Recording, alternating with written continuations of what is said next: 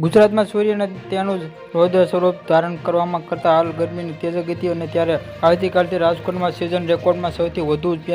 45 ડિગ્રીની મહત્તમ તાપમાન નોંધાયું હતું કે સાથે રાજકોટમાં રાજ્ય સૌથી મહત્તમ ગરમી રહી શહેર રહ્યું હતું કે રાજકોટમાં 133 વર્ષનો એપ્રિલ સૌથી ગરમ દિવસ અને ઉનાળામાં પણ તાપમાન લઈને ડીઓની પરિવારમાં જે જિલ્લામાં માધ્યમિક ઉત્સવ અને માધ્યમિક શરૂઆતમાં તે શાળાને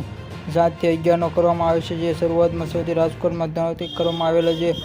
દેશના કરવામાં આવેલા આભારથી બદલે આગળ વરસાદમાં જોરદાર મોસમ વિભાગમાં જેમાંથી 113 સૌથી વધુ 45 ડિગ્રી વિક્રમજનક તાપમાન